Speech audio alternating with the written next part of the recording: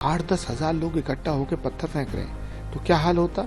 Survey team को मार दिया जाता, पुलिस प्रशासन वहाँ कितना भारी नुकसान होता। अब वहाँ स्थानीय पुलिस प्रशासन और उत्तर प्रदेश की सरकार ने जो कार्रवाई की है उससे संभल शांति के पथ पे जाने के लिए अग्रसर हुआ है। वोट बैंक की हमदर्दी दिखा करके मुसलमानों को धोखा देने की एक कोशिश है।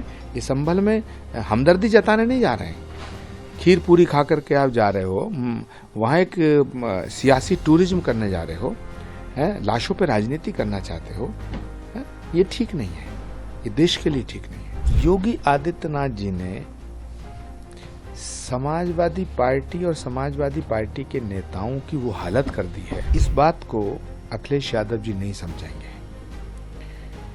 क्योंकि विदेशी परिवेश में जिनका पालन पोषण होता है वो बालक अक्सर बिगड़ जाते हैं। समाजवादी पार्टी जो है उसके नेता ये दंगा भड़काना चाहते थे, इन्होंने लोगों को उकसाया और पुलिस प्रशासन पे और सर्वे टीम पे हमला करवाया। समाजवादी पार्टी के वरिष्ठ नेताओं पर भी मुकदमा दर्ज होना चाहिए, क्योंकि ये संभल को दंगों की आग में झोंकना चाहते थे। संभल हिंसा के बाद से उत्तर प्रदेश विधानसभा के नेता प्रतिपक्ष माता प्रसाद पांडे प्रेस वार्ता करते हैं और उत्तर प्रदेश पुलिस पर तमाम सवाल खड़े करते हैं। उनका कहना था कि जो गोली से मरे हुए लोग हैं वो पुलिस की गोली से मरे हैं और जांच निष्पक्षता के साथ होनी चाहिए।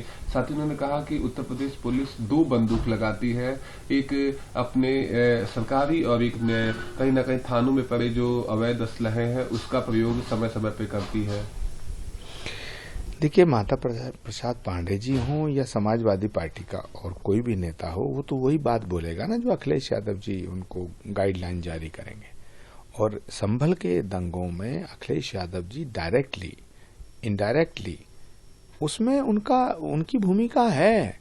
उनकी पार्टी का सांसद, उनकी पार्टी का विधायक जो लोगों को भड़का रहा है, पत्थर फेंकवाने के लिए उकसा रहा है। अगर मान लीजिएगा वहां वो अपने मंसूबों में कामयाब हो जाते, 8-10 हजार लोग इकट्ठा होकर पत्थर फेंक रहे हैं तो क्या हाल होता।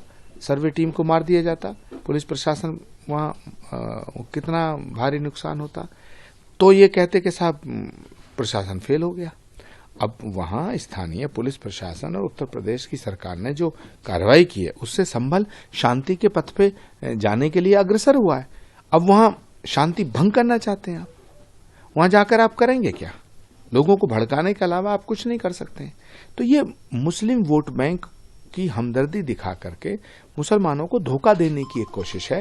ये संभल में हमदर्दी जताने नहीं जा रहे हैं, खीर पूरी खा करके आप जा रहे हो, वहाँ एक सियासी टूरिज्म करने जा रहे हो, लाशों पे राजनीति करना चाहते हो। ये ठीक नहीं है, ये देश के लिए ठीक नहीं है। संभल पे आपने एक बयान दिया था जिसके बाद से उत्तर प्रदेश के प्रमुख विपक्षी दल समाजवादी पार्टी के राष्ट्रीय अध्यक्ष ने एक टिप्पणी की है, उस टिप्पणी को लेकर आप क्या कहेंगे? देखिए, योगी आदित्यनाथ जी ने समाजवादी पार्टी और समाजवादी पार्टी के नेताओं की वो हालत कर दी है कि वो सारे के सारे लोग राहुल गांधी की तरह बोलना शुरू कर दिए। मैं इन उधार के नेताओं से ये कहना चाहता हूं कि संत ना उधार का होता है ना नगद का होता है, संत सनातन का होता है, संत सनातन का होता है। लेकिन इस बात को अखिलेश यादव जी नहीं समझेंगे, क्योंकि विदेशी परिवेश में जिनका पालन पोषण होता है वो बालक अक्सर बिगड़ जाते हैं।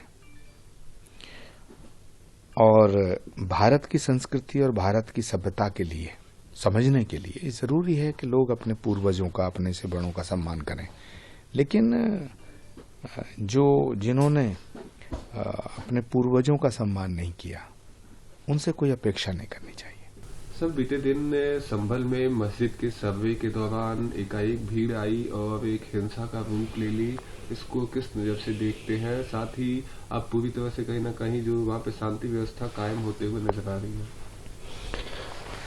देखिए, संभल एक पौराणिक स्थान है, ऐतिहासिक स्थल है, पृथ्वीराज चौहान के जमाने से लेकर के, और संभल का जिक्र पुराणों में भी है कि जिस तरह भगवान श्री राम का अवतार अयोध्या में हुआ, श्री कृष्ण भगवान ने मथुरा में अवतार लिया, उसी तरह कलयुग में सनातन का अंतिम अवतार श्री कल्कि अवतार संभल में होगा। और जिस मस्जिद पर विवाद है, जिस पे सर्वे होने पर यह विवाद हुआ, तो ये तो समाजवादी पार्टी जो है उसके नेता ये दंगा भड़काना चाहते थे। इन्होंने लोगों को उकसाया और पुलिस प्रशासन पे और सर्वे टीम पे हमला करवाया। तो जिस तरह वहां पत्थर फेंकने वालों पर एफआईआर हुई है, पत्थर फेंकवाने वालों पर भी एफआईआर होनी चाहिए। और मुझे लगता है कि समाजवादी पार्टी इसमें पूरी तरह से इन्वॉल्व है। सर, समाजवादी पार्टी के राष्ट्रीय अध्यक्ष हैं अखिलेश यादव, उनके द्वारा कल एक पत्र जारी किया और बताया गया कि 15 लोगों की एक डेलीगेशन संभल जाएगी और लोगों से मिलेगी। मगर आज एलओपी की अगुवाई में तमाम नेता जा रहे थे। आज सभी नेताओं को रोक दिया गया है और संभल प्रशासन और साथ ही साथ तमाम अधिकारियों द्वारा कहा गया है कि आपके जाने से स्थिति कहीं न कहीं खराब हो सकती है और किसी राजनेताओं को वहां भेजा नहीं जा रहा है। देखिए, संभल में जो प्रतिनिधि मंडल अखिलेश यादव जी भेज रहे हैं उसका उद्देश्य साफ नहीं है। मुझे लगता है वो संभल में आग भड़काना चाहते हैं, संभल को दंगों की आग में झोंकना चाहते हैं। ये लोग पहले लोगों को भड़काते हैं, फिर पत्थर फेंकवाते हैं, फिर दंगा करवाते हैं, फिर डेलीगेशन भिजवाते हैं। तो आखिर आप करना क्या चाहते हैं? सर, अभी ये संभल वाला मामला कोर्ट में है और कोर्ट में कहीं ना कहीं अब इस चीज को रोक लगाई गई है कि इतने दिन तक जो सर्वे है वो नहीं होगा और जब सब स्थितियां सामान्य हो जाएंगी तब सर्वे फिर शुरू हो सकेगा। और इस कोर्ट ने ये भी कहा है कि शांत जो रामराज्य है वो जरूरी है। देखिए, सर्वे करने का मतलब ये नहीं है कि मस्जिद को ढा करके मंदिर बना दिया जाए। सर्वे करने का मतलब है कि इतिहास की जानकारी होनी चाहिए कि वहां है क्या। और सर्वे करने का जो फैसला है वो तो अदालत का है, पुलिस प्रशासन का नहीं है, सरकार का नहीं है। तो एक सवाल है सर्वे होना, दूसरा सवाल है अदालत का सम्मान करना। अदालत के फैसले का इंतजार करना चाहिए और अदालत के फैसले पर अदालत पे भरोसा रखना चाहिए। मैं ये अपील करना चाहता हूं। और एक अपील और करना चाहता हूं कि वहां के लोकल मेंबर पार्लियामेंट जो हैं उनके खिलाफ मुकदमा दर्ज हुआ है, तो समाजवादी पार्टी के वरिष्ठ नेताओं पर भी मुकदमा दर्ज होना चाहिए, क्योंकि ये संभल को दंगों की आग में झोंकना चाहते थे। सर, क्या आपको लगता है कि जो तमाम नेता जा रहे थे उनके जाने से वहां स्थितियां बिगड़ सकती है? क्योंकि बीजेपी के नेता तमाम इस बात का आरोप लगा रहे थे कि अगर ये नेता वहां पहुंचेंगे तो स्थिति सामान्य नहीं होगी। उत्तर प्रदेश के उप मुख्यमंत्री ने भी ट्वीट करके कहीं न कहीं इस पर सवाल खड़ा किया है। देखिए, समाजवादी पार्टी का जो इतिहास रहा है वो दंगों से जुड़ा हुआ रहा है।